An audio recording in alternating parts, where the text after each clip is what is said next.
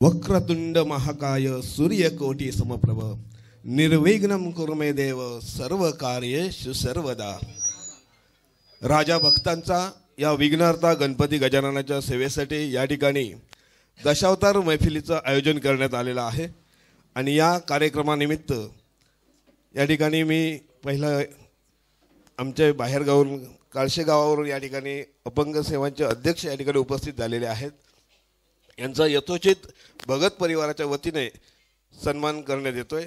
सन्माननीय विनोदजी धुरी दिव्यांग संस्था काळशे पंचक्रोशी अपंग संस्था अध्यक्ष आहेत आणि यांनी जवळपास 2000 लोकांची पेन्शनची व्यवस्था यांनी स्वतः कष्ट करून सुरू करून दिली, त्याबद्दल त्यांचे मनपूर्वक अभिनंदन। आज अपंग संस्था ते चालवत आहेत आणि राजा भक्तांच्या दर्शनासाठी ते या ठिकाणी उपस्थित झालेले आहेत। मी विनंती करतोय आमच्या गावचे प्रथम नागरिक सन्माननीय सरपंच भगवानजी लोडबे साहेब यांना की त्यांना या ठिकाणी शाल व श्रीफळ देऊन सन्मान करायचा आहे।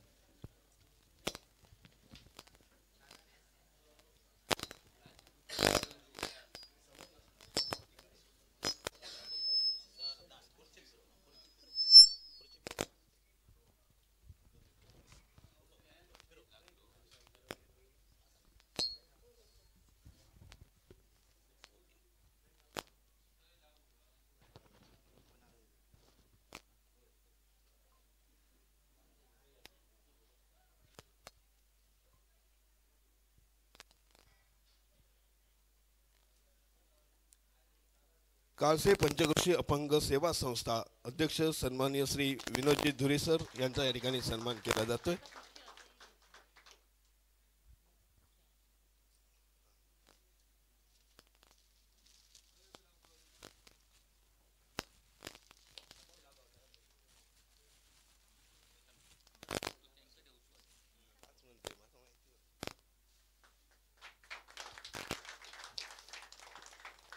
धन्यवाद सर। या ठिकाणी आपला सन्मान सोहळा केलेला आहे। तसंच या ठिकाणी भगत परिवार म्हणजे राजा भक्तांच्या वतीनं या ठिकाणी छोटीस एक तुमच्यासाठी या ठिकाणी थोडीशी आर्थिक मदत या भगत कुटुंबियांकडून देत आहोत, त्याचा सुद्धा आपण स्वीकार करावा अशी विनंती करतोय। तसंच या माऊलींचं आणखी एक मोलाचं योगदान आहे। बुवा दशावतार स्वरसम्राट मयूर गवळी यांचा त्यांना सन्मान करायचा आहे, त्यांच्यासाठी त्यांनी पुष्पगुच्छ सुद्धा आणलेला आहे, म्हणजे हा योगायोग म्हणावा लागेल। मी विनंती करतोय सन्मान्य श्री बुवा मयूर गवळी सर यांना की त्यांनी हा त्यांच्याकडून या ठिकाणी पुष्पगुच्छ स्वीकारावा।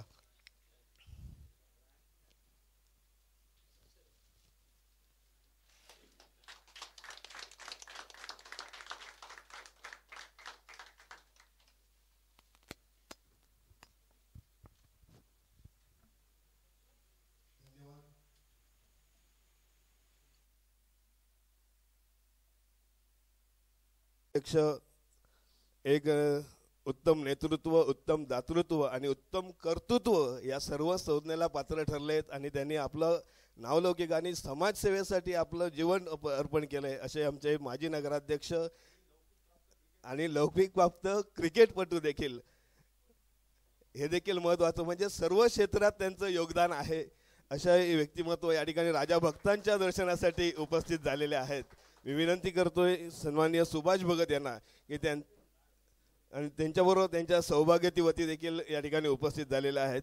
या दोन्ही उभयतांचा या ठिकाणी शाल व श्रीफळ देऊन या ठिकाणी सन्मान केला जातोय. मी विनंती करतोय मॅडम आणि सन्माननीय महेशजी कांदळगावकर सर यांचा या ठिकाणी यथोचित सन्मान केला जातोय. निश्चितच राजा भक्तांचा यांच्या चरणी निश्चितच अशी प्रार्थना असेल की ती आपल्या हातून असं उत्तरोत्तर समाजकार्य घडत राहो आणि आपल्याला उदंड आणि निरोगी आयुष्य लाभो हीच ईश्वरचरणी प्रार्थना. धन्यवाद सर, आपण या ठिकाणी उपस्थित झालात आणि या आमच्या राजा भक्तांच्या कार्यक्रमासाठी आपली उपस्थिती दर्शवलात त्याबद्दल आपले मनपूर्वक आभार.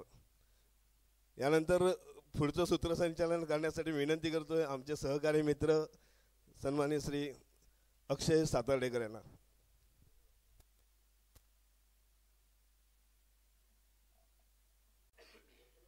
उपस्थितांना माझा नम्रतापूर्वक नमस्कार. आज राजा भक्तांचा त्याच्या दर्शनानिमित्त आलेल्या हा 25 दिवसांचा हा महागणपती, त्याची मनोभावे सेवा करणारं हे संपूर्ण समस्त भगत कुटुंबीय आणि आज कला क्षेत्रातील, सामाजिक क्षेत्रातील आणि राजकीय क्षेत्रातील मंडळी या ठिकाणी उपस्थित आहेत. त्यांचं सर्वप्रथम मनापासून स्वागत. श्री गणराज 14 विद्या 64 कलांचा अधिष्ठाता, सुख करता दुःख हरता, सर्व गणांचा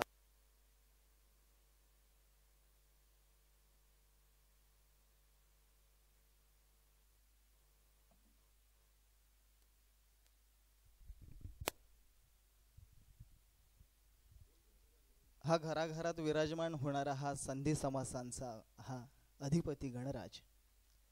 आपल्याला माहिती आहे सुभाषितकार म्हणतात, आता साहित्य संगीत आणि कला क्षेत्रातील, साहित्य क्षेत्रातील सुद्धा मंडळी आहेत, कला क्षेत्रातील सुद्धा मंडळी आहेत या ठिकाणी. साहित्य संगीत कला विहीन साक्षात पशु पुच्छ विषाणहीन तृणन्न खादन्न पी जीवमान सद्भाग ध्येयम परम पशुनाम. म्हणजे साहित्य संगीत आणि कला नसलेला माणूस हा पशु आहे. नशीब तो गवत खात नाही, नाहीतर गवत खाणारे पशु उपाशी मेले असते.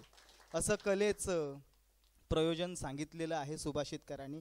कारण या ठिकाणी हे मातब्बर कलाकार आज सिंधुदुर्गातील माणिक म्हणूया, रत्न म्हणूया. कारण आमचं कसं असतं माहिती आहे, आम्ही नेहमी हिमालयाकडे बघतो, पण आपल्या जवळ काय आहे, आपल्या आजूबाजूला काय आहे हे आपण बघत नाही. पण या भगत कुटुंबियानं गेली काही वर्ष हा खूप स्तुत्य असा उपक्रम राबवलेला आहे की आपल्या ज्या सिंधुदुर्गातील आणि महाराष्ट्रातील जी ख्यातनाम कलाकार मंडळी आहेत ना, पहिल्या दिवसापासून त्यांची सेवा या गणरायाच्या चरणी ते सादर करण्यासाठी आज महाराष्ट्रातून कानाकोपऱ्यातून, आपल्याला माहिती आहे मुंबईपासून बुवा या ठिकाणी भजनवारी करण्यासाठी, कीर्तन असो किंवा इतर काही कार्यक्रम असो या ठिकाणी सादर केले जातात. यासाठी भगत कुटुंबियांसाठी एकदा जोरदार टाळ्यांचा गजर झाला पाहिजे. यानंतर हे जे सगळे कलाकार आहेत ना आज उपस्थित आहेत, गेले काही दिवस या गणरायाच्या सेवेनिमित्त जमणारे जे काही आमचे हितचिंतक आहेत, आमचे परिवारातील काही सदस्य आहेत किंवा जे निवेदक आहेत, जे वेगवेगळ्या दिवशी कार्यक्रमांसाठी उपस्थित असतात आणि आज आलेले हे तुम्ही सगळे कलाकार, त्यांचा यथोचित सन्मान करण्याचं आम्ही ठरवलेलं आहे. मी विनंती करतो सर्वप्रथम दशावतार क्षेत्रातील खूप मोठं नाव, ज्यांचा परिचय राजा सामंतजी आपल्या निवेदनातून त्यांच्या कार्याचा विस्तृत आढावा ते घेणार आहेत, त्याच्यामुळे मी त्यांच्याविषयी जास्त बोलणं योग्य नाही, पण ते यानंतर नक्कीच बोलतील. ते म्हणजेच आमचे यशवंत काका तेंडोलकर या ठिकाणी उपस्थित आहेत. मी महादेवजी भगत यांना विनंती करतो, महादेव लक्ष्मण भगत यांना, की आपल्या शुभ हस्ते त्यांच्या सत्कार्यासाठी म्हणून आपण त्यांचा सत्कार आपण करणार आहोत, त्यांचा सन्मान करणार आहोत. आपण शाल आणि श्रीफल देऊन त्यांचा यथोचित सन्मान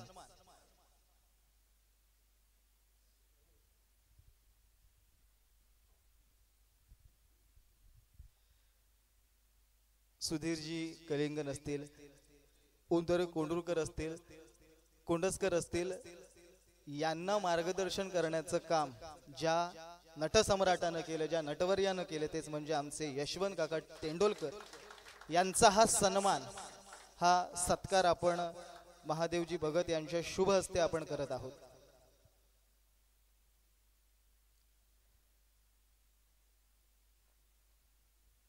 धन्यवाद यशवंत काका. आज आपण या आमच्या विनंतीला मान देऊन येथे उपस्थित राहिल्याबद्दल भगत कुटुंबियांच्या वतीनं आणि समस्त वायरी गावातील सर्व नागरिकांच्या वतीनं आपला हा यथोचित सन्मान आम्ही करत आहोत.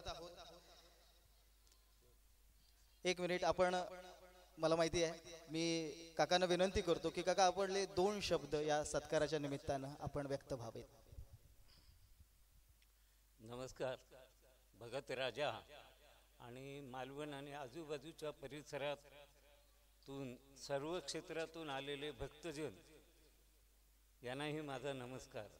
पण या सत्काराला उत्तर देताना मी एकच सांगेन, आम्ही ज्यावेळी दशावतार सुरुवात केली, अण्णा असतील, मी किंवा माझ्यासारखे अनेक कलाकार असतील, त्यांनी आम्ही सेवाभाववृत्तीनं या दशावतारात पदार्पण केलं आणि आम्ही काहीतरी समाजाचं देणं लागतो ते वयाची 75 किंवा 70 वर्षापर्यंत तो भाव जाणून आम्ही अजूनही कार्यरत आहोत. याचं कारण आम्ही सुद्धा समाजाचं ऋण मानतो. समाजाच्या ऋणामुळेच आम्ही एवढे मोठे लोकांच्या आदरास पात्र होणारे कलाकार ठरलो. पण त्याचबरोबर मला आज कौतुकानं म्हणावं लागतं, या गणराजाच्या कृपेनं आज भक्त घराण्यानं, भगत घराण्यानं आज आता अँकरिंग करणाऱ्यांनी म्हटलं, अनेक वर्ष हा कार्यक्रम मुंबईपासून दूरदूरचे नामांकित कलाकार बोलवून यावेळी यांचा सन्मान केला जातो. आता सुरुवातीलाच या अपंग व्यक्तींचा सुद्धा सत्कार करून त्यांनी समाजाला हातभार लावला आहे. त्याबद्दल मी त्यांना धन्यवादच देतो.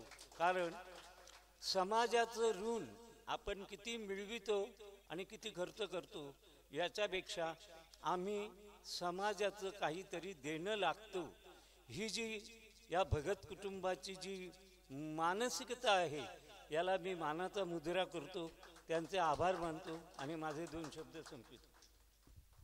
धन्यवाद काका. अगदी आपले मौलिक विचार आपण या निमित्तानं व्यक्त केलेले आहेत. खरं तर खरंच आहे, मग ते कुठल्याही क्षेत्रातला व्यक्ती असो, समाजाचं काहीतरी आपण देणं लागतो. देतो तो देव आणि घेतो तो राक्षस, अशी आपली म्हण आहे. पण काहीतरी आपण द्यावं, कलेच्या माध्यमातून असेल, सामाजिक कार्यकर्ते या ठिकाणी संतोष लुडब्यांसारखे असतील, आमचे भगवान दादा सुद्धा आहेत, सगळ्यांचा सन्मान होणार आहे. पण हे सुद्धा सामाजिक कार्यकर्ते आमचे, आता ज्यांचा सन्मान झाला महेशजी किंवा आमचे दादा वेंगुर्लेकर, हे सगळे समाज सेवेकरिता झटणारी ही व्यक्तिमत्व आहेत आणि आज ते उपस्थित आहेत खरंच. आणि म्हणून आपण काही ना काही जे आपल्याला यथायोग्य जे शक्य असेल ते आपलं समाजाकरिता आपण ते दिलं पाहिजे. मग कलेच्या माध्यमातून असेल किंवा पैशाच्या माध्यमातून असेल, आर्थिक माध्यमातून ते आपण करत राहिलं पाहिजे. नक्कीच आपले हे विचार खरंच आमच्यासाठी चांगले आहेत, प्रेरणादायी आहेत. यानंतर तुकारामजी गावडे यांचा आपण सत्कार करणार आहोत. मी महेंद्र भगत यांना विनंती करतो, खूप मोठे दशावतार क्षेत्रातील खलनायक जे आहेत, खलनायक सम्राट म्हणून ज्यांना आपण उपाधी दिली आहे, ते तुकारामजी गावडे यांचा सन्मान महेंद्र भगत यांच्या शुभ हस्ते आपण करूयात.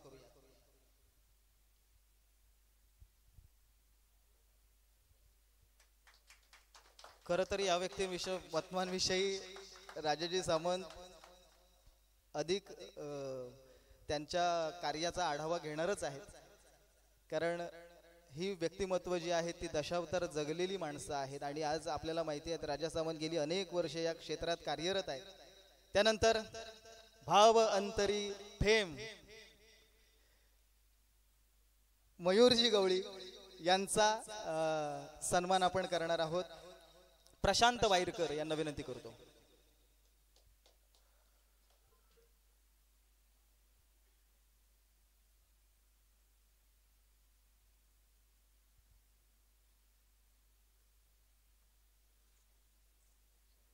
मयूर गवळी,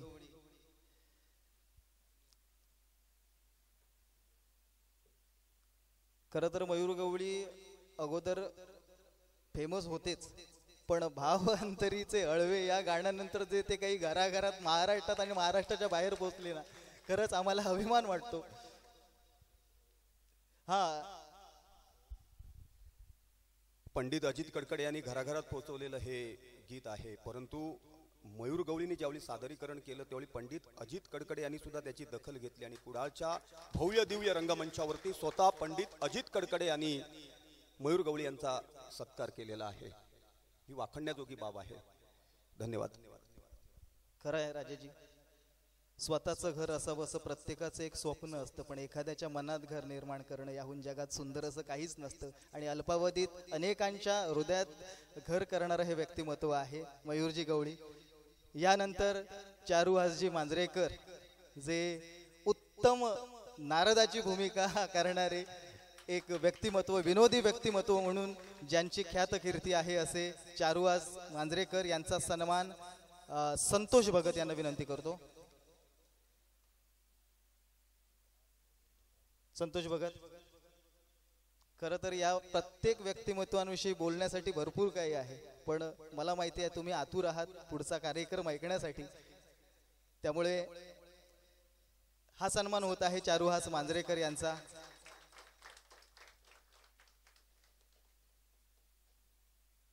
त्यानंतर तालरक्षक, उत्तम तालरक्षक ज्यांना आपण म्हणूयात राजूजी कलिंगण. खरं तर घराण्याचा वारसा आहे त्यांच्या मागे मोठा, आणि आज उपस्थित आहेत, गेल्या वेळी सुद्धा ते उपस्थित होते या ठिकाणी. राजूजी कलिंगण यांचा सन्मान अरुण भगत यांना विनंती करतो आपण आपल्या शुभ हस्ते व्हावा.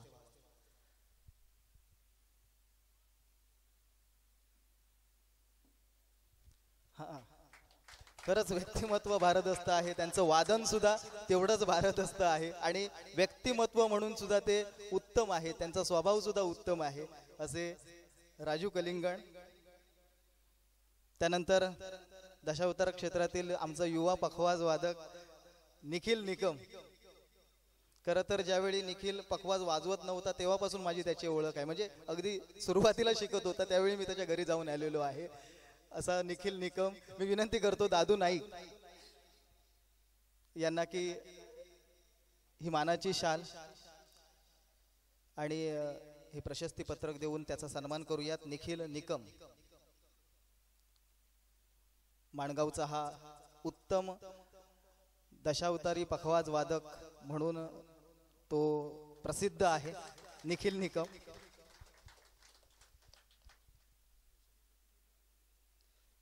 आणि हल्लीच कालच मला त्याने सांगितलं होतं हे, त्यानं भजन साहित्य म्हणजेच पखवाज वगैरे ही जी साहित्य आपल्याला त्यानं मला वाटतं कुठे ओरोसला त्यानं सुरू केलेलं आहे नवीन दुकान.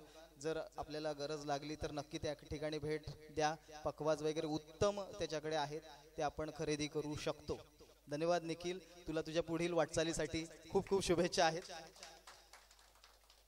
त्यानंतर समालोचन क्षेत्रातील बुलंद आवाज म्हणून ज्यांची ओळख आहे, त्यानंतर दशावतार क्षेत्रातील गाढे अभ्यासक म्हणून ज्यांची ओळख आहे, आणि भजन क्षेत्रातील सुद्धा गाढे अभ्यासक म्हणून ज्यांची ओळख आहे.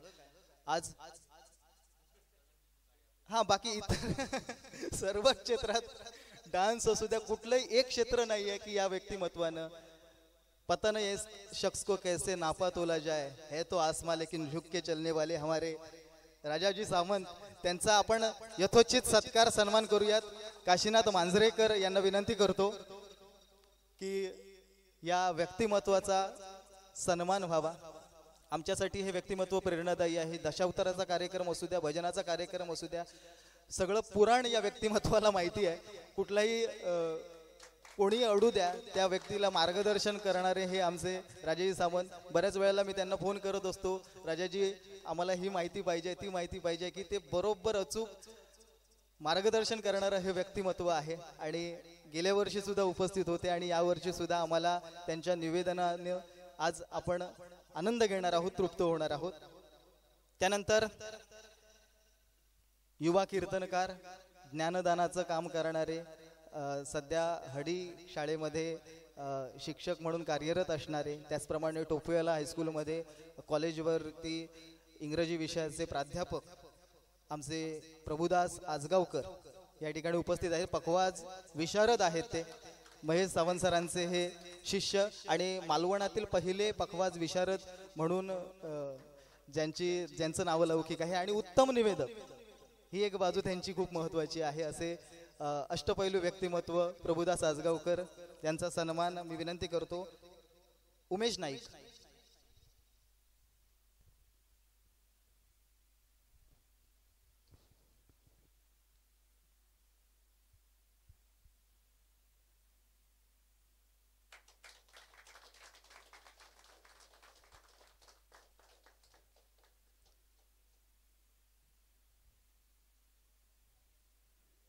त्यानंतर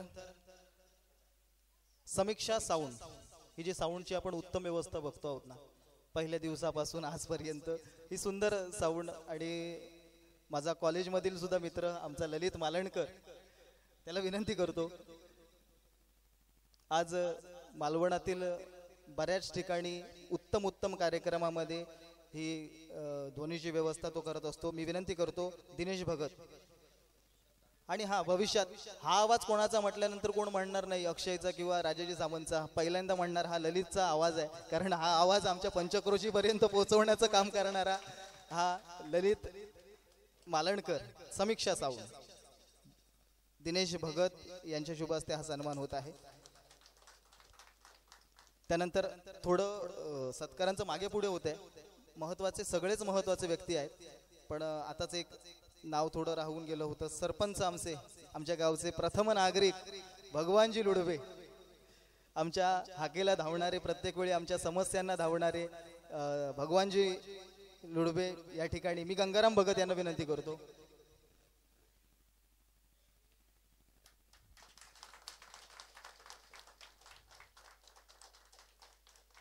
त्यानंतर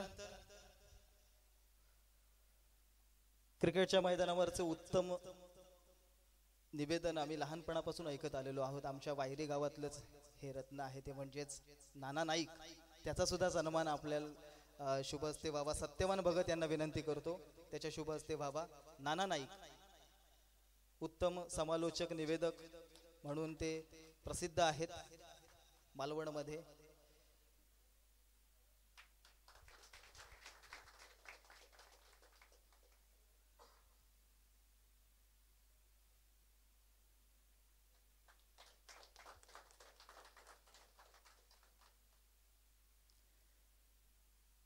त्यानंतर भजन कीर्तन दशावतार असेल, पखवाज वादक असेल किंवा ज्ञानदानाचं कार्य असेल.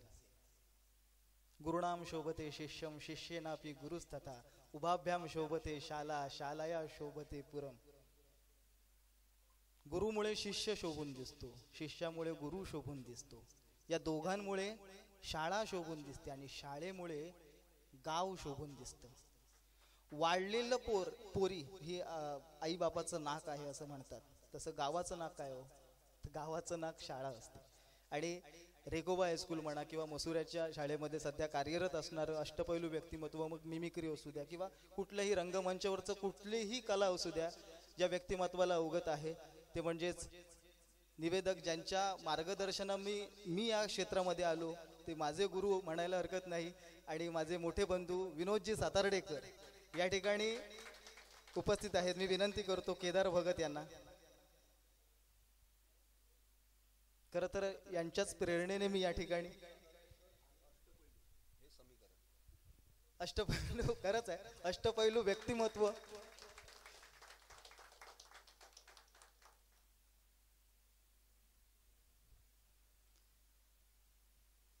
समर्थाने जसं म्हटलंय ना, सामर्थ्य आहे चळवळीचे, जो जो करील तयाचे, मात्र तेथे अधिष्ठान पाहिजे प्रचंड इच्छाशक्तीचे भगवंताचे. त्याप्रमाणे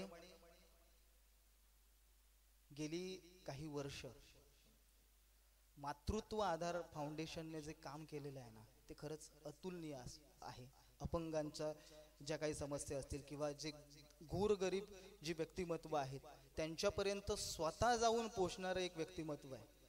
आणि ते म्हणजेच खरंच आमच्या गावचं हे रत्न म्हणायला हरकत नाही, संतोषजी लुडबे या ठिकाणी उपस्थित आहे. मी त्यांना विनंती करतो, आज त्यांनी जे कार्य हातामध्ये घेतलेलं आहे, समाजसेवेचा जो वसा घेतलेला आहे ना, खरं तर त्यांच्या कुटुंबातच हा समाजसेवेचा वसा होता. त्यांचे वडील सुद्धा सैनिक होते, माजी सैनिक, आणि तेव्हापासून चालत आलेला. आणि या व्यक्तिमत्वानं आज जे मातृत्व आधार फाउंडेशन जे काम चाललेलं आहे ना, ते खरंच अतुलनीय असं आहे.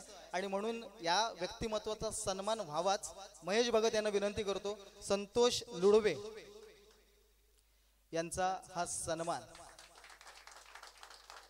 दीन दुबळ्यांचा आधारवड असणारं हे व्यक्तिमत्व आहे संतोष लुडवे.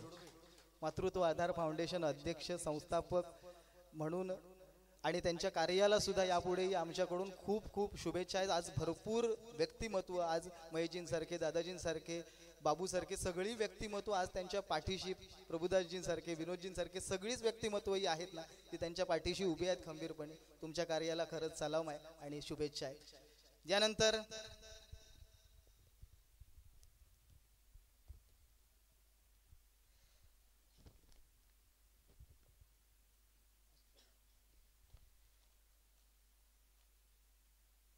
पेशानं रिक्षा व्यावसायिक आणि दशावताराचे उत्तम रसिक, आणि आमच्या गावातली कुठलीही समस्या असू द्या किंवा कोणताही कोणीही अडू द्या, त्यांना मदतीचा हात देणारे. आणि तुम्हाला एक गोष्ट महत्त्वाची सांगतो की ऊन वारा वादळ पाऊस काहीही असू दे, शिवाजी स्टॉपकडे गेल्यानंतर ना तुम्हाला तो फलक म्हणजे बातम्यांचा फलक तुम्हाला रोज लिहिलेला मिळणार, रोज.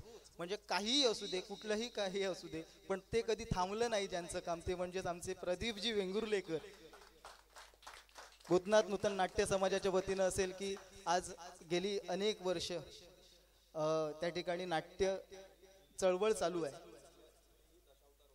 कुठेही असू दे, हे व्यक्तिमत्व स्वतः आपल्या बरोबर 2-4 जणांना घेऊन सुद्धा जाणार.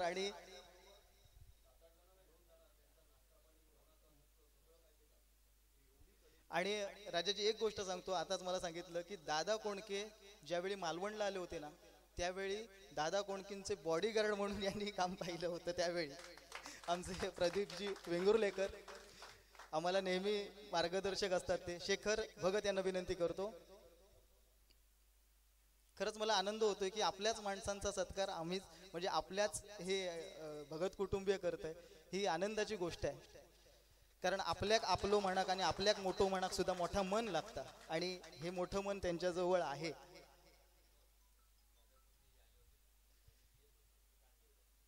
हा, आणि आई बघा, एक एक गोष्ट आता उलगडत जाते. म्हणजे दादा कोंडके ज्यावेळी आलेले त्यावेळी सखा पाटील सिंधुदुर्ग महाविद्यालयामध्ये महेशजी GS होते, आणि त्यावेळी त्यांना आमंत्रित केलेलं होतं. वा, क्या बात आहे.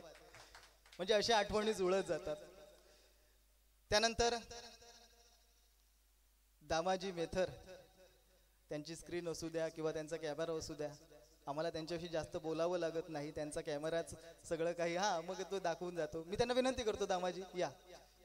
हे सुद्धा उत्तम कलारसिक आहेत, कलेची जाण असणारे व्यक्तिमत्व आहे, उत्तम माणूस म्हणून आहेत, त्यांचा स्वभाव उत्तम असणारे आमचे दामाजी मेथर. गंगा तिरोडकर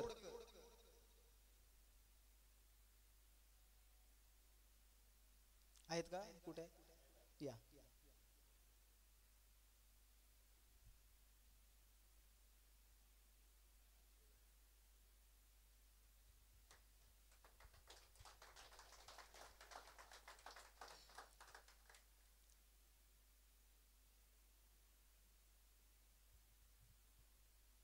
धन्यवाद दामाजी मेथर. त्यानंतर बाबू डोले, हे व्यक्तिमत्व आपल्याला माहिती आहे. कितीही कुजलेलं प्रेत असू द्या, काहीही असू द्या, किंवा म्हणजे कशाही पद्धतीचं, हा वायरीतला एकमेव व्यक्ती आहे.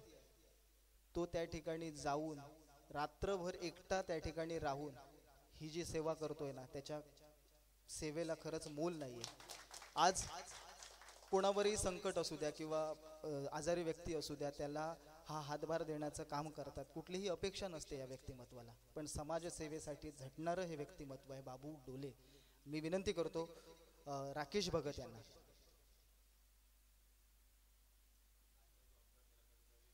हा कालचा जो अपघात झाला होता किंवा इथे या ठिकाणी सुद्धा अशी भरपूर आहेत, म्हणजे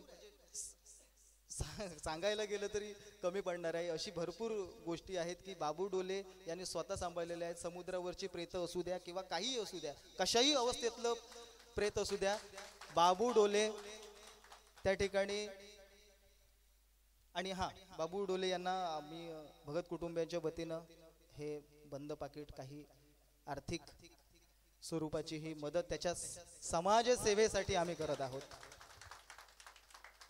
धन्यवाद बाबू डोले, तुमचं हे असंच कार्य अविरत चालत राहो आणि गणराया तुम्हाला आशीर्वाद देऊ, तुम्हाला शक्ती देऊ, बरकत देऊ, हीच त्याच्या चरणी प्रार्थना आहे. त्यानंतर हा प्रवीण कोले साहेब या ठिकाणी येणार होते पण आज उपस्थित नाही आहेत, महत्त्वाच्या कामानिमित्त ते येऊ शकले नाहीत. त्यांचं सुद्धा आम्ही या ठिकाणी स्वागत करतो आहोत. त्यानंतर माजी सैनिक आणि या ठिकाणी जे जे कलाकार येतात त्यांना बक्षिसाच्या रूपानं काही ना काहीतरी, कारण कलेची आवड असणारं व्यक्तिमत्व आहे, आर्थिक मदत करत असतात. असे आप्पा वराडकर या ठिकाणी उपस्थित आहे. माजी सैनिक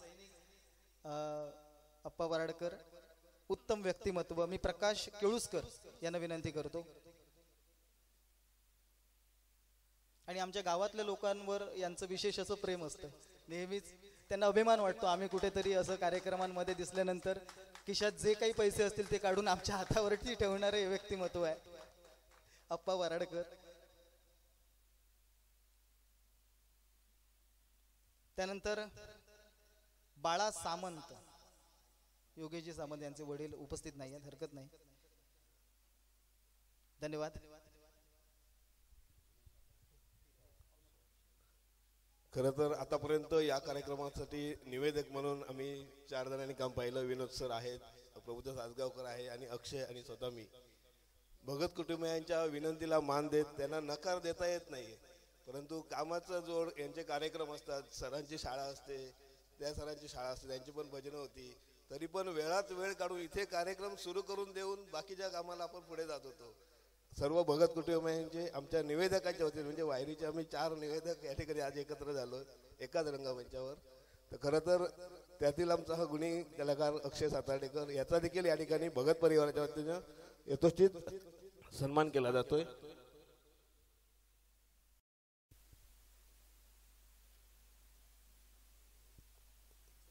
वैभव खुरंदळे यांना विनंती आहे की त्यांनी या ठिकाणी अक्षय सातार्डेकर यांचा सन्मान करण्यासाठी उपस्थित राहायचं आहे.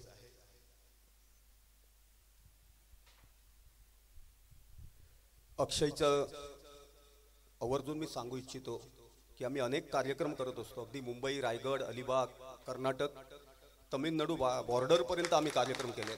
पण ज्या दिवशी मला एकाच दिवशी 2 कार्यक्रम येतात त्यावेळी आवर्जून मी अक्षयचं नाव सुचवतो.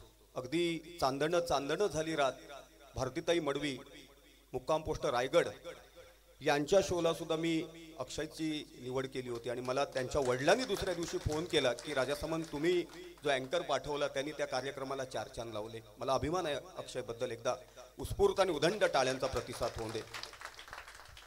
धन्यवाद राजाजी. खरं तर या सगळ्यांचं प्रेम, आशीर्वाद, मार्गदर्शन आणि तुमचं मार्गदर्शन हे आमच्यासाठी खरंच मोलाची गोष्ट आहे, माझ्यासाठी तरी. यानंतर आपण ज्या कार्यक्रमाचे आम्ही सगळे त्या अगोदर माझी आमचे नगराध्यक्ष महेशजी कांजळगावकर या ठिकाणी आपले विचार व्यक्त करत आहेत. नमस्कार. आज भगतांचा राजा बघण्याचा योग मला संतोषमुळे या ठिकाणी मिळालेला होता. ऐकून होतो यांच्या गणपतीबद्दल, पण आज प्रत्यक्षात दर्शन झालं. या निमित्त मी तुम्हाला ग्वाही देतो की याच्या पुढची कित्येक वर्ष हा गणपती मी चुकवणार नाही आहे. या गणपतीला मी नक्की येणार आहे. आणि एकत्र कुटुंब पद्धती लोप पावत चालली असताना हे कुटुंब जरा बघायला यायला पाहिजे. एकत्र कुटुंब काय असतं आणि काय करू शकतं, एका संस्थेला लाजवेल असं काम हे या ठिकाणी करत आहेत. म्हणजे मोठ्या संस्था करू शकत नाही असं एक कुटुंब करू शकतं. त्यांनी ते उदाहरण घालून दिलेलं आहे. त्यांच्या कुटुंबाला मी शुभेच्छा देतो. महेशजी, आणि खरीच गोष्ट आहे. आणखीन एक गोष्ट महत्त्वाची तुम्हाला सांगतो या कुटुंबाविषयी. बाहेरचा व्यक्ती कोणीही जेवल्याशिवाय या कुटुंबातले एकही सदस्य जेवत नाही. म्हणजे दुपारी असू द्या किंवा रात्री असू द्या, बाहेरच्या सगळ्यांना जेवण भरपेट काल जर तुम्ही आला होता तर सत्यनारायणाची प्रसादी बघून तुम्ही म्हटलं असतात हां प्रसादी खाल्यानंतर जेवायची गरजच नव्हती, असा पूर्ण भरून द्रोण प्रसादी होती. म्हणजे हे चांगलं कार्य ते पुढे चालवत आहेत. सत्कार्य बनवूया समाजासाठी, म्हणजे असे कार्यक्रम असे हे खरंच वाखाणण्यासारखी त्यांची गोष्ट आहे त्यांच्या घराण्याची. हा स्वतः संपूर्ण कुटुंबीय हे सगळे कार्यक्रम सोपी गोष्ट नाही. आज मुंबईवरून जर एखादा भजनी कलाकार किंवा गायक बोलवल्यानंतर 10-12 हजार रुपये तयार ठेवावे लागतात एका दिवसाचे, अधिकच, पण मी कमीत कमी सांगतोय.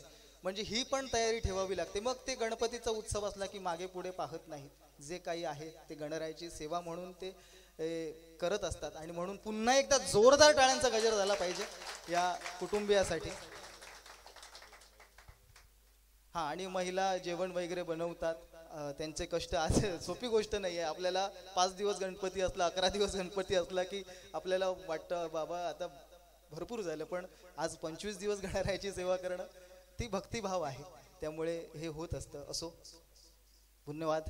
पुन्हा एकदा सगळे जमलेले आहेत, आतुर आहेत बाहेर तुमची कला ऐकण्यासाठी. मयूरजी आणि सगळेच आमचे यशवंत काका, आमचे तावडे जी, सगळ्यांचे कला ऐकण्यासाठी आम्ही आतुर आहोत. कलेची नाळ संस्कृतीशी जोडलेली असते आणि संस्कृतीचं दर्शन आपल्याला परंपरांमधून घडतं.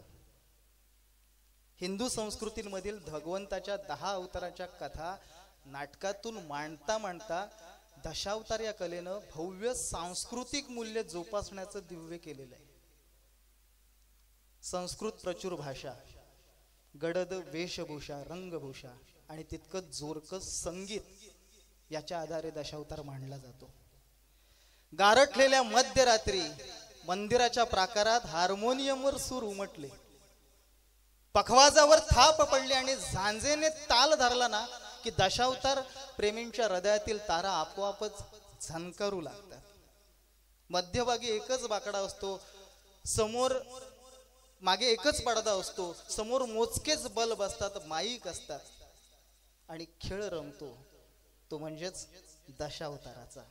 मग गणपती येतो, सरस्वती माता येते, ब्राह्मण येतो, ब्रह्मदेव येतो, शंकासूर येतो, महाविष्णू येतात, राजा येतात, नटी येते, राक्षस येतो आणि क्षणार्धात रंगमंचावरती प्रतिसृष्टी उभी राहते. आणि ही परंपरा गेले 800 वर्षापूर्वीची आहे. या कोकणच्या मातीत रुजलेली परंपरा आहे. सुरुवात केली होती गोरे दशावतारनं, त्यांनी त्या ठिकाणी कर्नाटकवरून आले होते आणि त्यानंतर या मातीत दशावतार त्यांनी रुजवला आणि दशावतार खुलवला या व्यक्तिमत्वाने.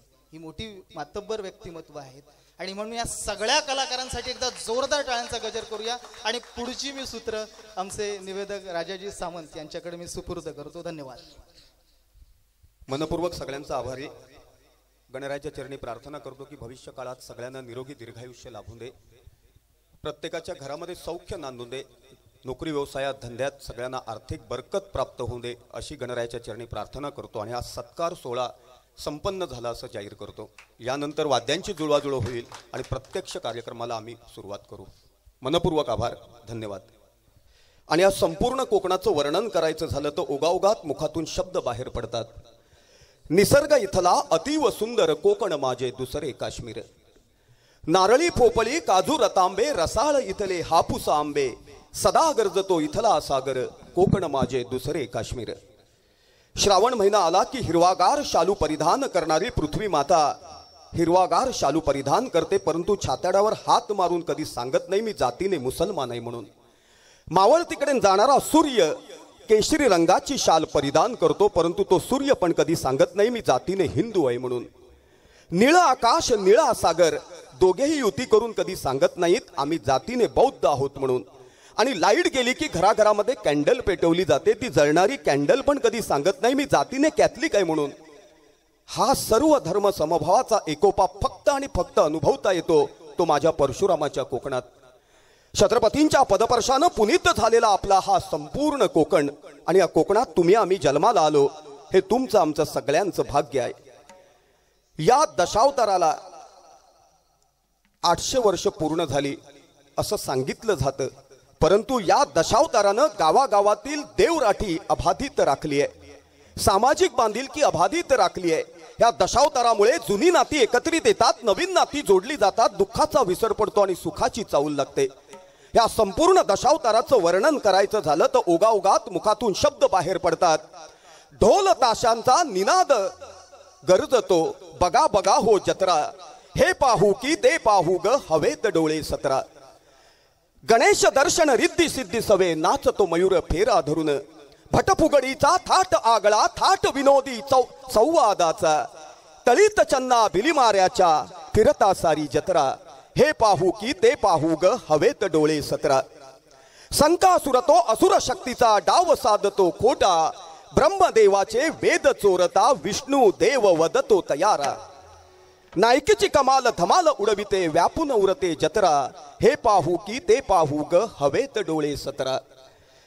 विस्तृत होते आख्यान मगते, पात्र करितात गारुड त्यातले, स्वर्गलोकीचा साक्षात्कार तो, हृदयी विराजे जत्रा व्यापून, प्रातःकाली फुटता गाडगे, सरते शेवटी जत्रा, हे पाहू की ते पाहू ग हवेत डोळे सतरा. दशावताराबद्दल बोलत गेलो ना तर मी सातत्याने 1 दिवस 2 दिवस 3 दिवस लागोपाठ 5 दिवस सुद्धा बोलू शकतो. कारण मित्रांनो, येताना मी 7-12 घेऊन येतो, 8 घेऊन येतो, सर्वे नंबर घेऊन येतो, फेरफार घेऊन येतो. त्यामुळे मला धडे वाटप करायला कुठलाच त्रास होत नाही. आणि जे धडे वाटप करतो त्याच्या मागे अनुभव असतो, त्याच्या मागे अभ्यास असतो. आज खऱ्या अर्थानं मी स्वतः भाग्यवंत समजतो. कारण खलांचे अधिपती सन्माननीय तुकाराम गावडे, ज्यांनी दशावतारी क्षेत्र समृद्ध करून ठेवलं. तुकाराम गावडे ज्यावेळी रंगमंचावरती यायचे ना, त्यावेळी हृदयाचा ठोका विरुद्ध दिशेला पडायचा. अगदी क्रूर कर्मी खलनायक, म्हणजे एखाद्याला राग यायचा आणि कधी बंदूक आणीन आणि कधी गोळी घालीन असा राग यायचा. आणि त्यावेळी तुकाराम गावडे सांगायचे, राग येतो म्हणजे माझा खलनायक सर्वश्रेष्ठ आहे, त्याची मला पोच पावती मिळते. हा अनुभव मी वर्षानुवर्ष अनुभवलेला आहे. फक्त तो काळ सोशल मीडियाचा नव्हता. आणि त्या काळाचं वर्णन करायचं झालं तर ओघाओघा शब्द मुखातून बाहेर पडतात. गेले ते दिवस, राहिल्या त्या आठवणी. बाजूला बसलेत अनुभव सम्राट यशवंत काका तेंडुलकर. लोकराजा सुधीर कलिंगण त्यांनी घडवला. करुण रसाचा राजा विलास तेंडुलकर त्यांनी घडवला. सध्याच्या घडीला तरुण दमातील अव्वल दर्जाचे 52 कशी अभिनयाचे सम्राट, भाषा प्राबल्याचे खऱ्या अर्थानं प्रवक्ते असं म्हटलं तर वावगं ठरणार नाही, उदय राणे कुणस्कर हे सुद्धा रत्न यशवंत काकांच्या फॅक्टरीमधलं. संजय वालावलकर असतील, संजय पाटील असतील, त्यांच्या बरोबरीनं प्रशांत मेस्त्री असतील, असे किती कलाकार मी तुम्हाला सांगू की यशवंत काकांच्या मार्गदर्शनामुळे लौकिकाच्या शिखरावरती विराजमान झाले. आणि अभिमानाची गोष्ट आहे, आपल्या सिंधुदुर्ग जिल्ह्यातील कुडाळ तालुक्यातील तेंडुली गावचे हे रत्न. यांच्यासाठी एकदा उत्स्फूर्त आणि उदंड टाळ्यांचा प्रतिसाद द्या. दशावताराच्या प्रथेप्रमाणे दशावताराची महाआरती या ठिकाणी सादर केली जाईल. त्यानंतर गणेश स्तवन, त्यानंतर ठुमरी, आणि ठुमरी नंतर आपल्या अनोख्या बहार आणणाऱ्या शैलीत खलांचे अधिपती तुकाराम गावडे संवाद सादर करतील. आणि त्यानंतर क्रमवारीनं उर्वरित कार्यक्रमाची रूपरेषा या ठिकाणी मांडली जाईल. फक्त गावडे काकांना एक माईक तुम्ही जुळवून द्या.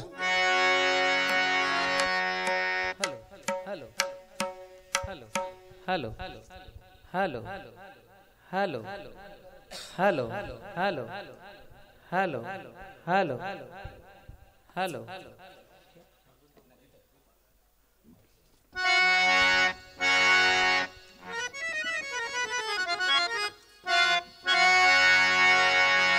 हॅलो हॅलो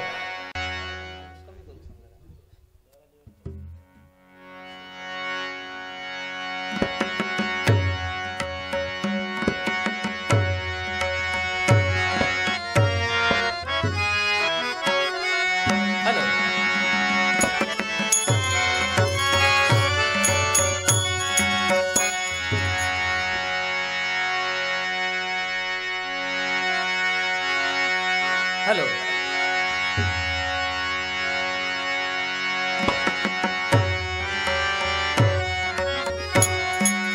श्री गुरुदेवा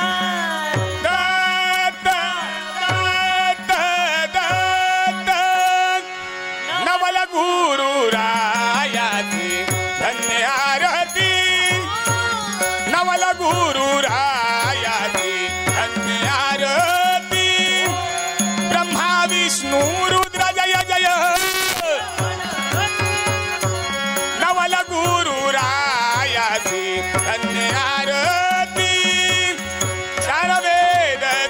शास्त्रे 18 पुराणे 4 वेद 6 शास्त्रे 18 पुराणे सद्गुरूची आरती नवल गुरु रायाची धन्य आरती जय जय नवल गुरु रायाची धन्य आरती महामुनिजन पाहती सिद्ध साधू महामुनिजन पाहती आखळे नाम ओढाईचे नवल गुरु रायाची धन्य आरती गुरुद्र जय जय नवल गुरु रायाची धन्य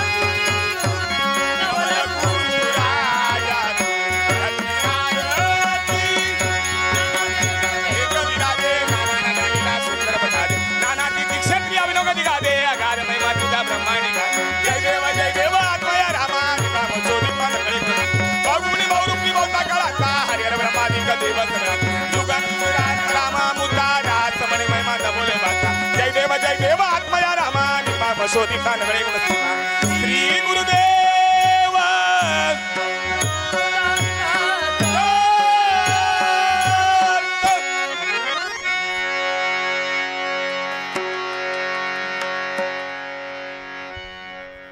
हॅलो. दशावतारांची महाआरती या ठिकाणी सादर झाली. मृदंग बोले ताकद धार, म्हणजे ताकद लावून तो वाजवायचा नसतो. मृदंगाचा प्राण आहे ताकद आणि धार. तबला बोले धिन तिरकिटे धिन, कारण तबला हे मादी आहे, त्याचं तिरकिट आणि धिन समेला बसलं पाहिजे. आणि हार्मोनियम हे सुशीर वाद्य आहे, हवेच्या साह्यानं वाजवलं जातं, म्हणून ते सप्तसुरांवरती गाण्याला फुलवतं, झुलवतं आणि लौकिकाच्या शिखरावरती नेऊन ठेवतं. दशावतारामधलं आघात करून वाजवलं जातं, त्याला घनवाद्य असं म्हटलं जातं. टाळ चकवा त्या घनवाद्यामध्ये त्यांचा उल्लेख करावा लागतो. आणि राजू कलिंगण यांनी अप्रतिम तालरक्षक म्हणून मिलाप साधलाय. एकदा ह्या सर्व कलाकारांसाठी उत्स्फूर्त आणि उदंड टाळ्यांचा प्रतिसाद होऊन दे. मित्र हो, सिंधुदुर्ग जिल्ह्यामध्ये सध्या लोकशाही आहे, पण त्याच्या अगोदर राजेशाही होती. राजेशाहीच्या कालखंडात राजा जत्रा उत्सवात सहभागी व्हायचे आणि जी ग्रामदैवता आहेत त्या ठिकाणी पूजा अर्चा केली जायची. आणि त्यावेळी चंदनवनातून त्या जत्रा उत्सवाला चंदन पुरवलं जायचं. चंदनवन कुठलं? सध्या त्याला चेनवन या नावानं ओळखलं जातं. त्या गावातून चंदन संपूर्ण जिल्ह्यात पुरवलं जायचं आणि सावंतवाडी संस्थानाचे राजा जत्रा उत्सवात सहभागी होऊन त्या देवी देवतांची पूजा करायचे. हा वास्तव आहे. आणि मित्रांनो, त्यांच्या दरबारामध्ये ते धर्मगुरू होते, ते दत्त उपासक होते. राजांबरोबर ते धर्मगुरू सुद्धा सहभागी व्हायचे. दत्त उपासक असल्यामुळे आरतीसह प्रेम जय जय विठ्ठल परब्रह्म ही दशावतारांची आरती कौसात राहिली आणि नवलगुरू रायांची ही आरती सुपर डुपर हिट ठरली. असा हा जुना इतिहास आहे आणि आजच्या कलियुगामध्ये ही युवा पिढी ते टिकवून ठेवते, हे वाखणण्याजोगं आहे. एकदा उत्स्फूर्त आणि उदंड टाळ्यांचा प्रतिसाद होऊन दे. महाआरतीनंतर दशावताराच्या परंपरेप्रमाणे सप्तसुरांची झंकार करणारं मुजिक गणेश स्तवन आणि त्यानंतर ठुमरी.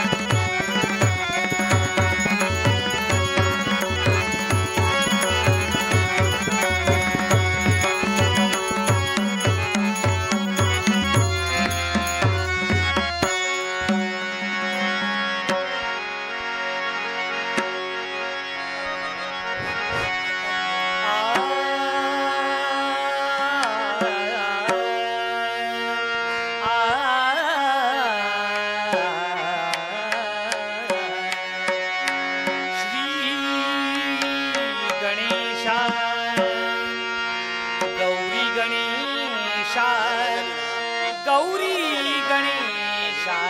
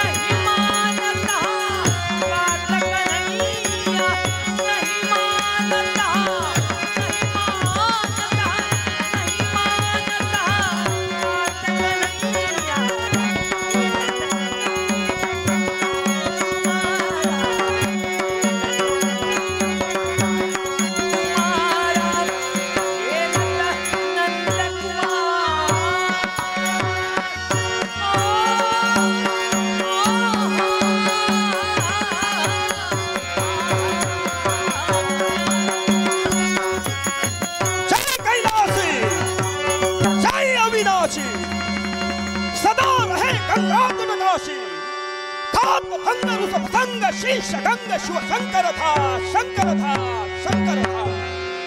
असेच काही पर्णपाल गणेशानं कैलास पर्वतावर सादर करतात. सदा शिवाला सुद्धा मोहावर्तात झाला नाही.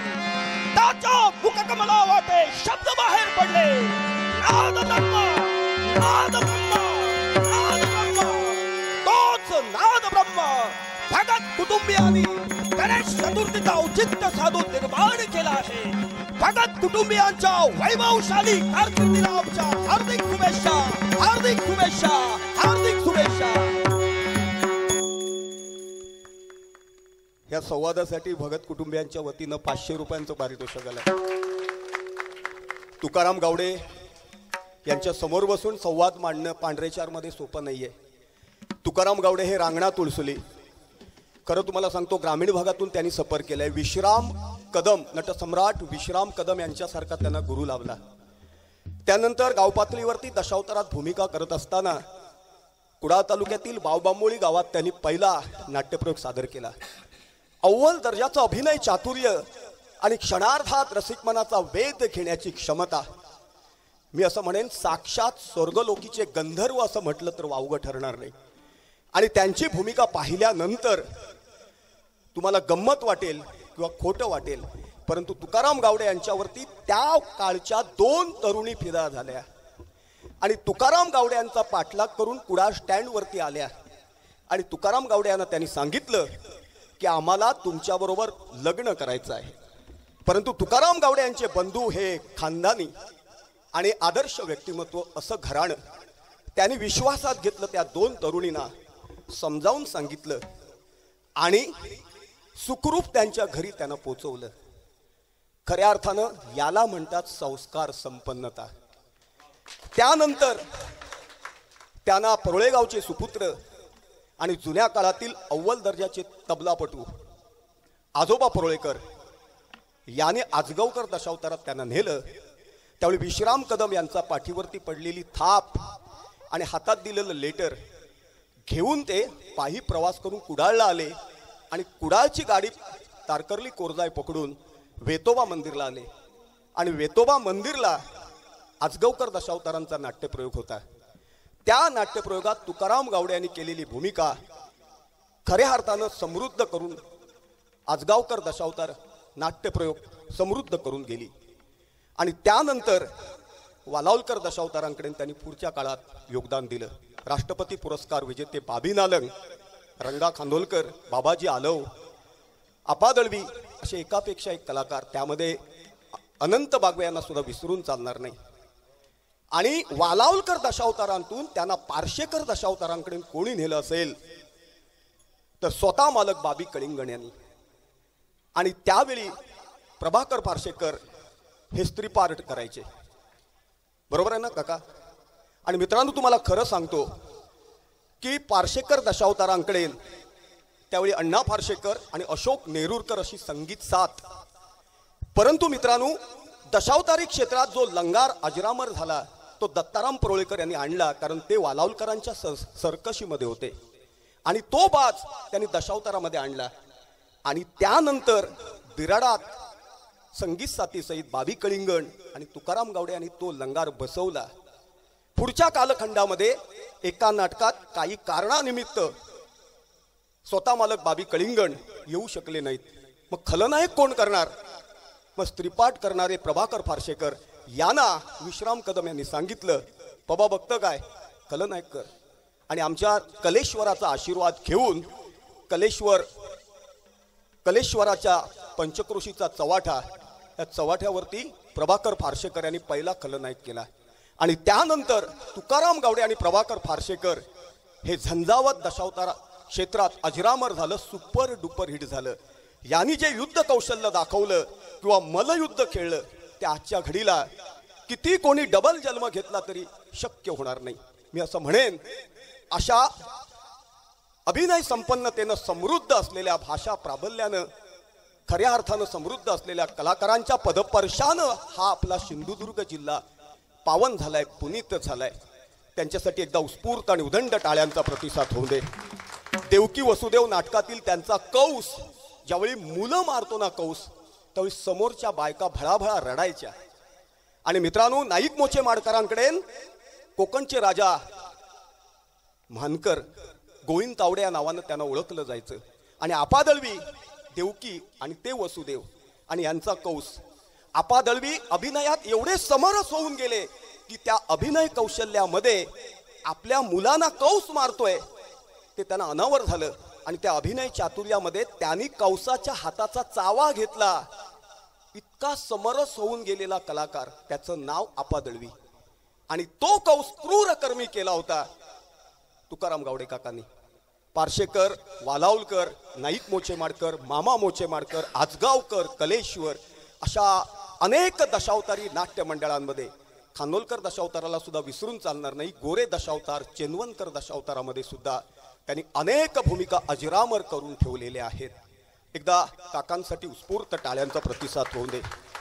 यशवंत काका तेंडुलकर, बाबी कलिंगण चिरकाम करायला तेंडुलीला जायचे. त्यावेळी यशवंत काका कावरं मारायचं काम करायचे. वामनदाजी आणि बाबी कलिंगण यांच्या चर्चा ऐकून ऐकून ऐकून कलात्मक कौशल्य विकसित झालं. त्यावेळेचे मॅट्रिक पास आहे ते. अव्वल दर्जाचा भाषा प्राबल्यांचा कुंभ त्यांच्याकडे नाही. पण दशावतारात काम करत असताना मी तुम्हाला खरं सांगतो, शेतात काम करत असताना विद्युत पुरवठा गावागावात पोहोचवणारी विद्युत तार पडली आणि तरवा लावताना शॉक लागून त्यांची पत्नी हिचं अकाली निधन झालं. त्या दुःखातून सावरतात न सावरतात तोपर्यंत पाणी काढायला गेली होती त्यांची सून. फापाळं तुटलं, उलटी पडली, कोणाला माहिती नाही, आणि पाण्यात पडून तिचा दुःखद निधन झालं. त्याच्यातून सावरले तर मित्रांनो, खरं तुम्हाला सांगतो की घराचं काम काढायला गेलं, कडप्पा आणले होते आणि कडप्पा उतरत असताना 2 कामगारांच्या पायावरती ते कडप्पा पडले. जवळजवळ 2.5 ते 3 लाख रुपये खर्च यानं आला त्यांना स्वतःच्या पायावर उभं करण्यासाठी. त्या प्रसंगातून ते सावरतात न सावरतात तोपर्यंत कोरोनाग्रस्त झाले. जवळजवळ 56 दिवस रुग्णालयात होते. कुठेतरी देवांना वाटलं की याचं काम वर नाहीये, अजून खाली आहे, म्हणून त्यांनी पाठीवर थाप मारली आणि यशवंत काकांना पुन्हा रंगमंचाची सेवा करण्यासाठी माघारी पाठवलं. परंतु तुम्हाला खरं सांगतो, या कामी वैभव नाईक यांना विसरून चालणार नाही. कारण त्यावेळी हॉस्पिटलमध्ये ॲडमिट करून घ्यायचं म्हटल्यानंतर मोठं आव्हान, व्हेंटिलेटर मिळत नव्हता. दत्ता सामंत यांना विसरून चालणार नाही. अर्ध्या तासात त्यांनी आपली गाडी पाठवली आणि रुग्णालयात व्हेंटिलेटर उपलब्ध करून दिला. त्या कालखंडात यांना हॉस्पिटलमध्ये नेणारा कोण नव्हता. नेणारे आम्ही 2 जण होतो. लोकराजा सुधीर कलिंगण जो त्यांचा पठ्य शिष्य आणि मी राजा सामंत.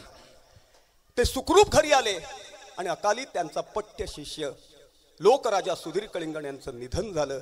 आणि आपल्या दशावतारी नाट्यसृष्टीला समृद्ध करणारा 52 अभिनयाचा सम्राट, भाषा प्राबल्याचा पंडित काळाच्या पडद्याआड गेला. अशा सगळ्या प्रसंगांवरती मात करून दशावतारी कला अविरतपणे या माणसानं जिवंत ठेवलेली आहे. यांच्यासाठी एकदा उत्स्फूर्त आणि उदंड टाळ्यांचा प्रतिसाद होऊ दे अशी आग्रहाची विनंती करतो. विनोद सातार्डेकर बसलेत. एका सुखद साक्षात्काराचे ते शिलेदार आहेत. 2 मिनिटात फक्त ते बोलणार आहेत. त्यानंतर चारुहास मांजरेकर नारदाच्या शैलीत बहारदार एक गीत सादर करतील. धन्यवाद.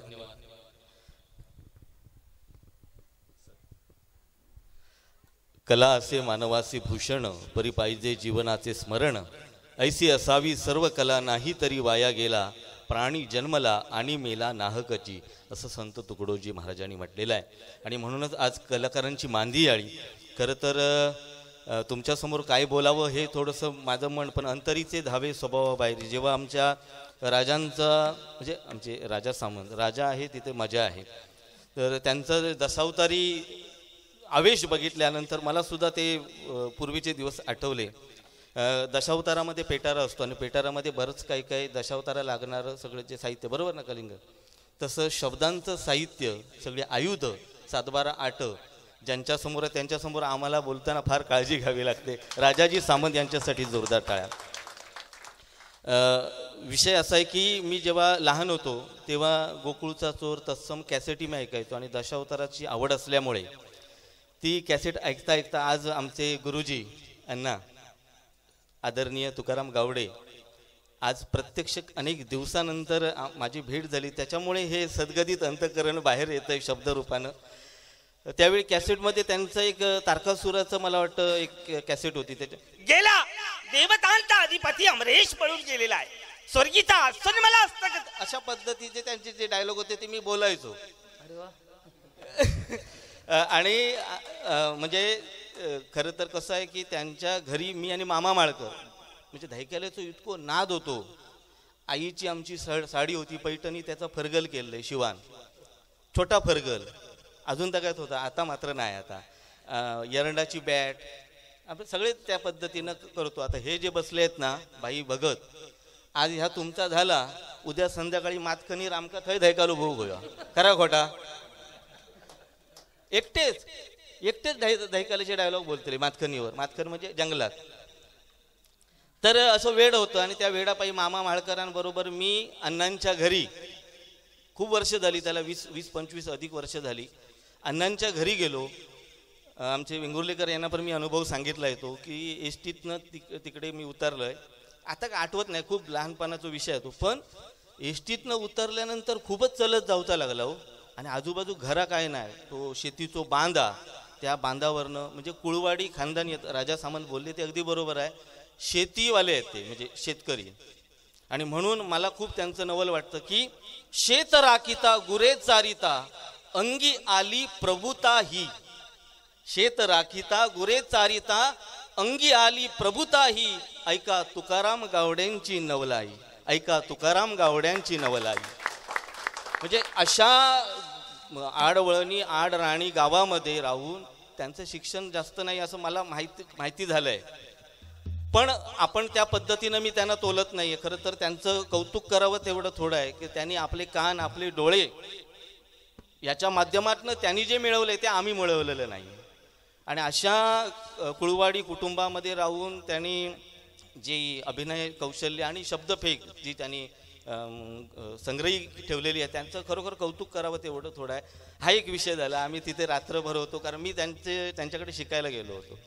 तर आम्हाला त्यांनी लंगार वगैरे नाच शिकवलं, माझं कौतुक केलं अण्णांनी. त्यांना आठवत नसेल पण मला आठवतं की ह्यो पोरगो मामाक सांगितले, मामा माळकर ह्यो पोरगो तयार होणारो माझं तो नृत्य बघून. आणि मी आता केळुस्कर बुवांचो भाचो म्हटल्यानंतर त्यांची अपेक्षा वाढत लागले. म्हाका वाज जरा वाजव बघूया, तर म्हाका तेव्हा वाजव की हे नाही हो, तर म्हाका आता कसा तरी वाटला. आणि त्यांची सौभाग्यवती मला खूप आठवण येते. दही जाते तुम्ही तुमच्याकडनं दही होता, त्या जेवणात दही होता, तर मी म्हाळकराक अजूनही सांगते 3-4 दिवस झाले तरी त्या दह्याचा वास जाय नाही हाताचो. मी अजून आठवण करतो, मी खोटं बोलत नाही गणपतीसमोर, की 3-4 दिवस झाले घराकडे मी येले तरी तो वास जाय नाही असा अस्सल जा दही होता. आणि अस्सल साजूक तुपासारखे हे दशावतारी कलाकार. अण्णांसाठी जोरदार टाळ्या म्हणतो. आणि अण्णांचा ह्यो आवाज काढून मी एक पात्री प्रयोगामध्ये बक्षीस सुद्धा आयुष्यामध्ये पहिल्यांदा मिळवलं. तसे आमचे हे आदरणीय गुरुमाऊली यशवंत काका, त्यांचं सुद्धा मला आठवतंय. राजा रामा, अरे जागायस की झोपलायस? चोरानं आपली चोरी कबूल केली असती, न्यायाचे दरबार भरले गेले नसते.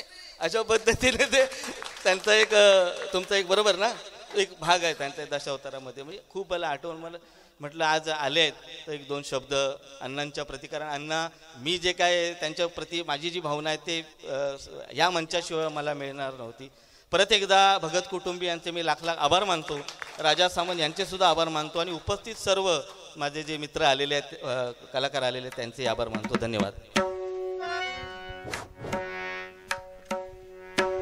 कसं आहे माहिती आहे, विनोद सातार्डेकर, अक्षय, अष्टपैलू कलानिकेतन मालवण यांनी आणि आम्ही अनेक कार्यक्रम केलेले आहेत. माझ्या अगदी मित्रपरिवारातील सदस्य आहेत आणि एकामेकाच्या सुखदुःखात सहभागी होणारे हे सगळे मित्र. एकदा विनोदसाठी उत्स्फूर्त टाळ्यांचा प्रतिसाद होतो. एका सेकंदात सांगतो, तारकासुराची आठवण काढली. तो तारकासूर त्यांनी कलेश्वर दशावतारामध्ये सादर केला आणि अगदी भूमिकेत समरस होऊन गेले. छातीमध्ये कळ आली आणि ते कोसळले. रात्री राजू कलिंगण केळुस्कर बुवांच्या घरी गेले आणि केळुस्कर बुवांना झोपेतून उठवून घेऊन गेले. आणि रात्री केळुस्कर बुवांनी तुकाराम गावड्यांना ॲडमिट केलं. आणि सकाळपर्यंत गावडेंबरोबर ते राहिले आणि सुखरूप करून त्यांना घरी पाठवलं. बरोबर आहे ना? तुम्हाला माहिती आहे केळुसकर बुवा हे वायरी गावचे सुपुत्र आहेत, परंतु संपूर्ण महाराष्ट्रात त्यांचा फार मोठा लौकिक आहे. त्यांनी संगीतबद्ध केलेली गाणी अनेक सम्राटांनी गायली, अनेक दशावतारी कलाकारांनी गायली. त्यांच्या गावात आलोय आणि त्यांचं नाव विनोदच्या मुखातून ऐकलं आणि त्यांच्याबद्दल जर मी बोललो नाही तर ते चुकीचं वाटेल. एकदा केळुसकर बुवांसाठी सुद्धा उत्स्फूर्त टाळ्यांचा प्रतिसाद होऊ दे. चारुहास मांजरेकर या ठिकाणी सदाभार आपल्या गायन शैलीत कौशल्यानं निपुण असलेलं एक नारदाचं अजरामर झालेलं गीत आपल्या समोर सादर करतायत. Hello hello. खलनायकाची अत्यंत उत्कृष्ट अशी भाषा शैली, क्रूर खलनायक कसा असावा. सन्माननीय तुकाराम गावडे समोर असताना, यशवंत काका समोर असताना राजा सामंत यांनी सादर केला. अतिशय उत्कृष्ट, अंगावरती शहारा आणण्यासारखा धडाकेबाज असा डायलॉग. समाधान. आता दशावतारी बाजाप्रमाणे जाऊया. खलनायक येऊन रंगमंचावरती आपल्या आसन दरबारी विराजित झाल्याच्या नंतर नारदाचा प्रवेश. भक्तांचा राजा समोरच आहे म्हटल्याच्या नंतर नारदाचं पहिल्या प्रथमचं गाणं म्हणजे एक गणपतीचं गाणं होऊन जाऊ द्या. नारायणाच्या स्मरात. नारायण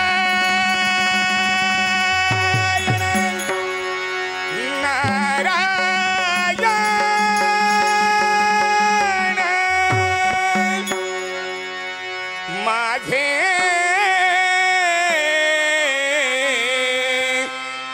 नमन हे आता, माझे नमन हे आता, माझे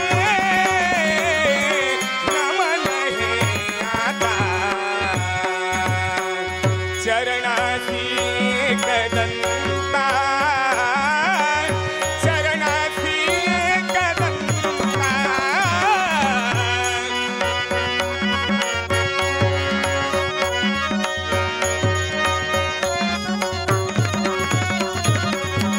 चरणाची कदंता, चरणाची कदंता. माझे नमन हे आता, माझे नमन हे आता, माझे नमन हे. रंगाये गणपती,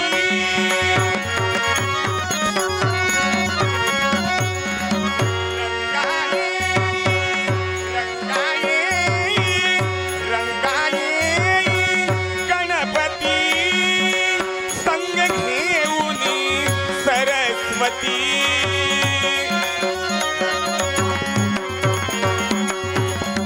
संग घेऊनी, संग घेऊनी, संग घेऊनी सरस्वती. मूषक हंस वाहने दोन्ही, मूषक हंस वाहने दोन्ही. यावे आता तुम्ही जवनी,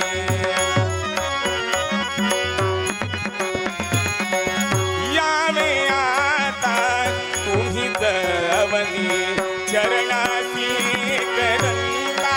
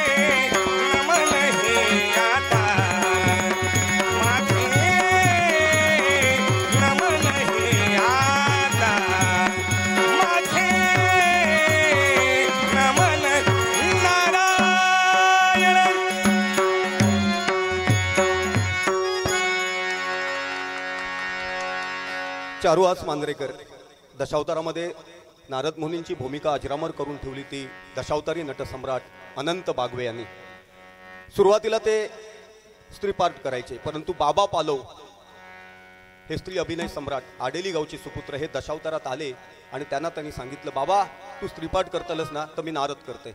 आणि तेव्हापासून ते नारदाची भूमिका करू लागले आणि नारद त्यांचा अजरामर झाला. परंतु पार्शेकर दशावतारांकडे गोकर्ण महाबळेश्वर नाट्यप्रयोग अस्तित्वात आला आणि त्याच्यातील रावण केला होता जीजी चोडणकर यांनी. सुपर डुपर हिट रावण त्यांनी करून ठेवला होता. त्यावेळी विश्राम कदम म्हणाले, यद्या मोठ्या रावणाची आव शोभा होई तर अनंता तू कैकशीची भूमिका कर. म्हणून 22 वर्षांनी त्यांनी स्त्रीपाठ पुन्हा केला अनंत बागवे. म्हणून परशुराम पांचाळ सांगून गेले, नालंग बागवे दशावतारी नाव ऐकून होई मान ताट, कदम पांचाळ वामन खोपकर भजनाचे सम्राट. मित्र हो, ह्या सगळ्या गोष्टी तुम्हाला का सांगतो, दशावतार एका बाकड्यावरती केला जातो. बाबाजी आलो हे खलांचे अधिपती तुम्हाला माहिती आहे. आणि महादेव लोट मार झोडीचा प्रसंग चालला होता आणि क्रूरकर्मी खलनायक समरस होऊन गेले. त्याच्यात झालं काय माहिती आहे, स्त्री भूमिका करणारे महादेव लोट यांच्या परकलाची नाडी तुटली. परंतु महादेव लोटांनी इशारानं त्यांना सांगितलं, बाबाजी आलोवांना ते कळलं. त्यांनी काय केलं, कमरेतला शेला काढला, महादेव लोटांच्या कमरेला बांधला आणि मारझोड करत घेऊन गेले. लोकांना वाटलं काय तो प्रवेशच आहे. त्याच्यानंतर दुसरी गोष्ट सांगतो, बाबी नालंग यांचा कृष्ण राष्ट्रपती पुरस्कार विजेते अभिनय सम्राट बाबी नालंग यांचा कृष्ण आणि सुदामा हा कोणाचा, बाबी कलिंगण यांचा. कुणीतरी सांगा, कुणीतरी सांगा, सांगा या हरीला एकदा भेट सुदाम्याला. आणि सुदामा ज्यावेळी आला ना त्यावेळी कृष्णानं त्याला मिठी मारली हो. पण झालं काय, बाबी कलिंगणांची मिशी बाबी नालंगांच्या कुंडलांमध्ये अडकली आणि मिशीनं जागा सोडली. बाबी कलिंगण यांना कळलं, सटकन फटकन समय सूचकता, अरे कृष्णा कृष्णा तुझ्या भार्या मला स्नान घालणार ना रे, मी जातीचा ब्राह्मण, आधी शौचाला जातो आणि नंतर येतो, नंतर तुझ्या भार्यांना मला हवी तेवढी स्नान घालायला सांग. सटकन गेले, फटकन मिशी चिकटवून आले. त्याला म्हणतात प्रवेश. मित्र हो, हा दशावतार अमिताभ बच्चनला नाही जमणार हो. म्हणून तुम्हाला सांगतो, ठाण्याला दशावतारी प्रयोग चालला होता. अमिताभ बच्चन यांचं शूटिंग चालू होतं, तोबा गर्दी होती. परंतु कलेश्वर दशावताराचा नाट्यप्रयोगाला सुरुवात झाली आणि सगळी गर्दी त्या ठिकाणी गेली. त्यावेळी अमिताभ बच्चनला प्रश्न पडला, गर्दी गेली कुठे. त्यावेळी पत्रकारांनी सांगितलं, कोकणचा नटसम्राट लोकराजा सुधीर कलिंगण यांच्या दशावताराचा नाट्यप्रयोग सादर होणार आहे, त्या ठिकाणी गेली. ती एवढी मोठी लोककलेची ताकद ही पाहिल्यानंतर अमिताभ बच्चनने मुलाखत दिली आणि ती महाराष्ट्र टाइम्स मध्ये पहिल्या पानावरती छापून आली होती. गरुड गरोहरण यांनी परेलला केला आणि तुळशी बैरे यांनी दामोदर हॉलला नाट्यप्रयोग संध्याकाळी ठेवला. परंतु मधी फक्त 20 अवधी होता. सगळे कलाकार तिकडे गेले. परंतु गरुडाची भूमिका करणारे बाबी कलिंगण यांचे पंख टॅक्सीत जायला तयार नाहीत. त्यावेळी तुळशी बैरे यांनी काय केलं, त्यांना मोटरसायकलवरती बसवलं आणि मोटरसायकल चालली. लोकांना वाटलं पिक्चरचं शूटिंग आहे. दोन्ही बाजूने तोबा गर्दी झाली. त्यावेळी ट्रॅफिक हवालदारला बोलवावं लागलं आणि ती सुद्धा बातमी लोकसत्याच्या पहिल्या पानावरती आली होती. मित्र हो, याला म्हणतात दशावतार. मी ज्या गोष्टी सांगतो ना त्याच्या मागे अनुभव असतो आणि अनुभवाशिवाय कुठलीच गोष्ट साध्य होत नाही. आणि मित्रांनो, आज भगत कुटुंबियांचा मनपूर्वक आभारी, त्यांच्यापेक्षा त्यांच्या महिला वर्गांचा खूप आभारी आहे मी, कारण पडद्यामागचे कलाकार दिसत नाही. सध्याच्या घडीला कसं आहे माहितीये, 4 दिवस सासूचे पुढचं पाऊल गोजीरवाण्या घरात, राणा बघितल्याशिवाय कोणाला अन्नाचा घास गोड लागत नाही. महेश कांदळगावकर चतुर्थीक भदनाक जावचा होता, आमचे म्हशी पाण्यात बसलेले. थैसून धनगर जाय होतो, तो शाळा कॉलेजमध्ये गेलो नाही होतो. सटकन फटकन माका सांगान मोकळो झालो. राजासमन भदनाक जावचा असा ना तर मडकुळ घेवा आणि म्हशींका हांबडा, कारण पाण्यात बसलेली म्हस आणि सिरियल बघूक बसलेली बाई कधी उठत ता सांगा केवचा नाही. असं वास्तव घराघरामध्ये असताना भगत कुटुंबियांच्या महिला भगिनी काही जनाईच्या रूपात असतील, काही मिराईच्या रूपात असतील, अन्नपूर्णेची भूमिका योग्य रीतीने निभावली आहे. समस्त पुरुष वर्गाला विनंती करतो की त्यांच्यासाठी एकदा उत्स्फूर्त टाळ्यांचा प्रतिसाद होऊ दे. तुम्हा सगळ्यांचे आशीर्वाद घेऊन तुकाराम गावडे एक संवाद सादर करतायत.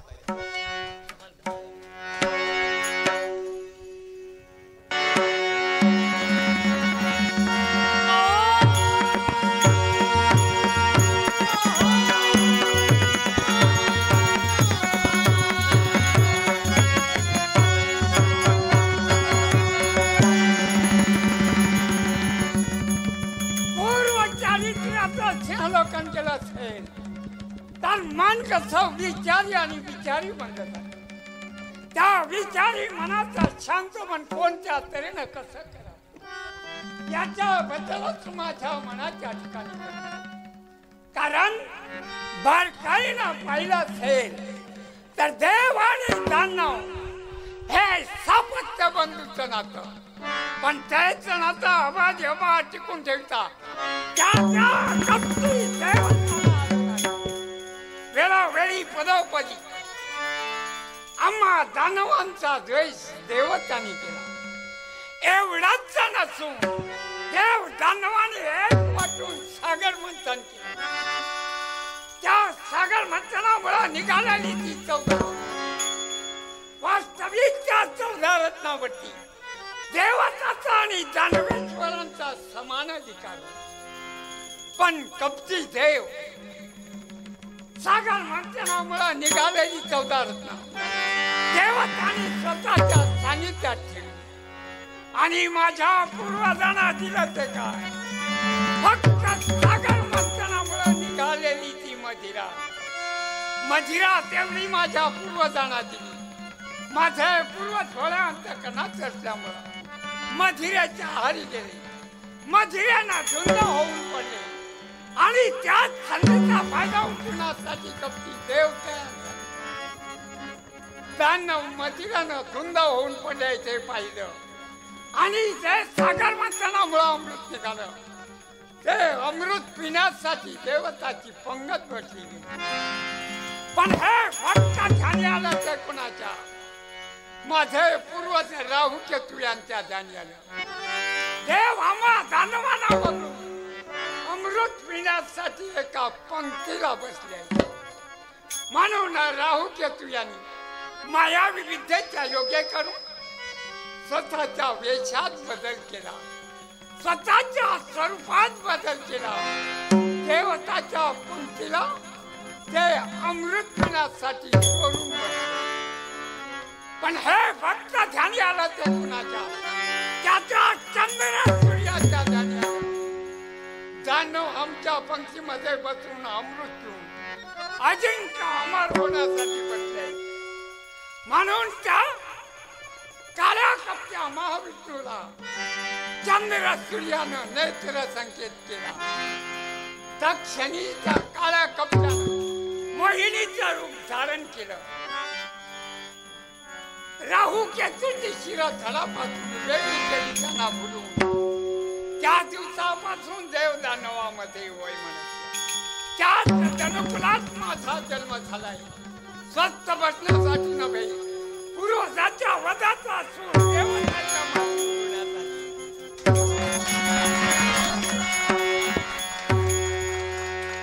तुकाराम गावडे काका वय किती तुमचं आता 78 वय परंतु आवाज बघा कसं आहे माहिती आहे. आवाज तो ऊपर वाले की देन है लेकिन सुरों को कैसी लगवाई जाती है उसी के लिए साधना करनी पड़ती है. पुष्पलता भगत यांच्याकडून काकांसाठी 1000 रुपयांचं पारितोषिक आलंय. कसं आहे माहिती आहे म्हणून मगाशी मी म्हटलं की खलांचे अधिपती तुकाराम गावडे हे का म्हटलं कारण जुने कलाकार समीक्षक काय सांगतायत त्याचा आदर राखायचे. प्रभाकर फारसेकर यांचा सुदर्शन आणि तुकाराम गावडे यांचा यमधर्म सुदर्शन प्रताप आणि एवढं युद्ध रंगलं ना दंग होऊन गेले दोन्ही कलाकार परंतु पार्शेकर कंपनीचा स्पर्धेमध्ये नंबर आला नाही. त्या तुम्ही ती चूक केली भविष्यात ती करू नका आणि दोन्ही कलाकारांनी ते मान्य केलं आणि कामगार कल्याणला त्यानंतरच्या स्पर्धेमध्ये प्रथम क्रमांकाचं पारितोषिक पटकावलं. नाही तर परीक्षकांना विचारू शकले असते तुम्ही सांगणारे कोण तुमका येता काय परंतु लीनता नम्रता आणि संस्कार संपन्नता ही जुन्या कलाकारांकडे होती. फक्त सोशल मीडिया नव्हता. जर सोशल मीडिया असला असता तर मित्रांनो चंद्र सूर्य असेपर्यंत यांचे संवाद यांचं अभिनय चातुर्य अजिंक्य आणि अमर राहिलं असतं. एकदा गावडे काकांसाठी उत्स्फूर्त टाळ्यांचा प्रतिसाद होऊ दे. परशुराम भगवान लुडबे या गावचे सरपंच आहेत. त्यांनी 500 रुपयांचं पारितोषिक दिलंय आणि मगाशी 100 रुपयांचं पारितोषिक आलंय. महेश कांदळगावकर मनपूर्वक आभारी. महेश, एक मिनिट. महेश माझा जुना मित्र आहे. पुष्पलता भगत आणि यांच्या स्मरणार्थ भगत कुटुंबियांच्या वतीनं मगाशी ते पारितोषिक दिलं होतं. मनपूर्वक आभारी. महेश, शेड्यूल व्यस्त आहे निश्चित, आणि गृहमंत्री तुमच्या बरोबर आहेत, त्यामुळे ठराविक वेळेत पुन्हा पुढे पोचलं पाहिजे हे मान्य आहे. कारण मी सुद्धा लग्न केलंय. कारण ज्याचा गृहमंत्री खमका त्याचं संसारिक गव्हर्नमेंट बहुमतात. एकदा वहिनींसाठी सुद्धा उत्स्फूर्त टाळ्यांचा प्रतिसाद होऊ दे. महेश कांदळगावकर प्लेबॉईज मालवण आणि महेश कांदळगावकर, उमेश मांजरेकर, दीपक धुरी, ॲम्ब्रोज ॲल्मेडा असं समीकरण चालायचं. त्यामध्ये रिजवानला विसरून चालणार नाही. 500 रुपयांचं पारितोषिक असायचं. 8-8, 10-10 दिवस मी आणि शांताराम कांदळगावकर समालोचन करायचो आणि 8-10 दिवस समालोचन करून आम्हाला मिळायचं एक गुलाबाचं फूल. दिला तर कोणीतरी नारळ, नाही तर हात हलवत यायचं आणि हात हलवत घरी जायचं. परंतु मित्रांनो, त्या काळात जो आम्ही आनंद घेतला ना, आम्ही स्वतःला भाग्यवंत समजतो की तो सुवर्णयोग आमच्या डोळ्यांनी आम्हाला अनुभवता आला आणि त्याचं विस्तारित अंगानं वर्णन करता आलं. एकदा महेश कांदळगावकर आणि त्यांच्या परिवारासाठी उत्स्फूर्त टाळ्यांचा प्रतिसाद होऊ दे. पुढील वाटचालीसाठी तुला शुभेच्छा देतो. मनपूर्वक आभार मानतो. धन्यवाद. यानंतर मयूर गवळी पुढचं सादरीकरण आपल्यासमोर घेऊन येत आहे.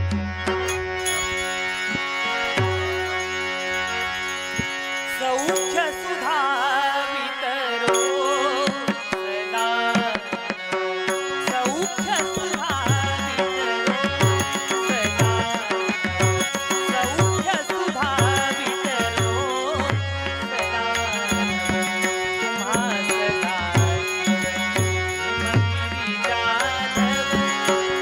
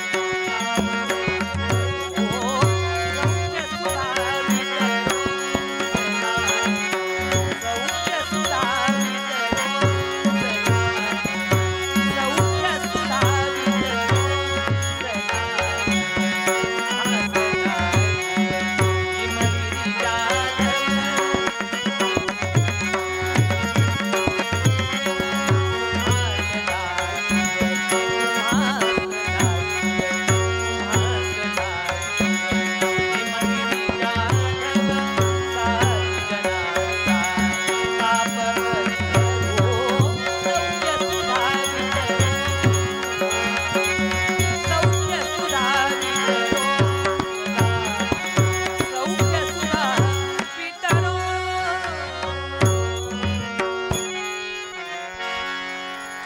धन्यवाद.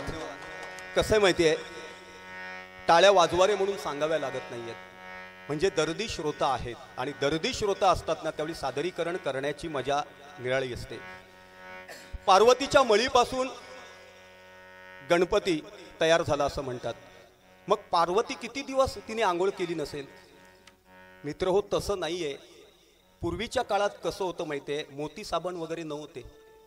त्यावेळी सुगंधी उटणं लावून आंघोळ केली जायची आणि रोज ती आंघोळ करायची ना, त्या आंघोळीच्या वेळीचं जे उटणं होतं ते एका कुंभात तिने साठवून ठेवलं होतं. तिचा एक भला मोठा गोळा झाला. त्या गोळ्याला तिने आकार दिला आणि प्राण ओतले. त्याच्यातून विघ्नहर्ता आपल्याला बाप्पा त्याच्यातून जन्माला आला. हा वास्तव आहे. परंतु मित्रांनो कसं आहे माहिती आहे, आपल्याला त्या गोष्टीचं वाचन असावं लागतं. एखादी गोष्ट मला माहिती नसली ना तर रात्री अपरात्री मी यशवंत काकांना फोन करतो, कारण अज्ञान बनून रंगमंचावरती पाऊल टाकण्यापेक्षा सज्ञान बनून पाऊल टाकणं कधी योग्य. आता म्हाळवसाचे 16 दिवस, कर्णाचा मृत्यू झाला त्यावेळी तो स्वर्गात गेला आणि काय झालं, देवानी सोनी नाणे रत्न हिरे माणिक मोती त्याच्या समोर ठेवले, पण तो म्हणाला की मला भूक लागली आहे, खायला काहीतरी द्या. त्यावेळी देव म्हणाले, संपूर्ण जीवनभर तू काय केलंयस, सोनं नाणं, त्यानंतर दागिने, अलंकार, रत्न, ह्या सगळ्या गोष्टी तू देत आलात, परंतु अन्नदान तू कोणाला केलं नाहीयेस. तर कर्ण म्हणाला, मला माझे पूर्वज माहिती नव्हते. त्यावेळी देव म्हणाले, आता तुला तुझे पूर्वज कळलेत. तर त्यांनी विनंती केली आणि त्या विनंतीला मान देऊन देवानी त्याला पुन्हा 16 दिवसाकरिता मृत्यूलोकी पाठवलं. त्यांनी ते अन्नदान केलं, त्यावेळी त्याला मोक्ष प्राप्त झाला. त्या दिवसापासून ह्या म्हाळवस हा जो 16 दिवसाचा अवधी आहे त्याला एक वलय प्राप्त झालं आणि हिंदू धर्मामध्ये तो अविभाज्य घटक मानला जातो. आदरणीय भजन सम्राट केळुस्कर बुवा या ठिकाणी उपस्थित झालेत. त्यांच्या बालेकिल्ल्यात आज आम्ही सादरीकरण करतो आहोत. अनेक गोष्टी त्यांच्यापासून आम्ही शिकलो आहोत आणि खऱ्या अर्थानं अशा वंदनीय व्यक्तीच्या समोर आम्ही सगळे कलाकार नतमस्तक होतो. यानंतर चारुहास मांजरेकर, संजय हंजणकर यांच्याकडून 100 रुपयांचं पारितोषिक, 500 रुपयांचं पारितोषिक मयूर गवळींसाठी या ठिकाणी येत आहे. केळुस्कर बुवांचा गजर काल एक मी सोशल मीडियावर पाहिला. कलियुगाचा जमाना आला आला आला आला, बघा बघा बघा माणूस वाया गेला. पूर्वीच्या काळात गल्ली बोळात होते व्यायामाचे खांब, आताच्या काळात पावला पावलावर दिसतात बियर बार, त्यात पाजायला नार, त्या पेल्यात माणूस डुबाला. बघा बघा बघा असा कसा हा माणूस वाया गेला. पूर्वीच्या काळात घराघरामध्ये ताईचा दादा होई, आताच्या काळात गल्ली बोळात दिसतात 10-5 भाई. पंक्तीत बसती पंक्तीत उठती, भोकसती एकमेकाला. बघा बघा बघा असा कसा हा कलियुगाचा जमाना आला. एकदा केळुस्कर बुवांसाठी उत्स्फूर्त आणि उदंड टाळ्यांचा प्रतिसाद द्या अशी आग्रहाची विनंती करतो.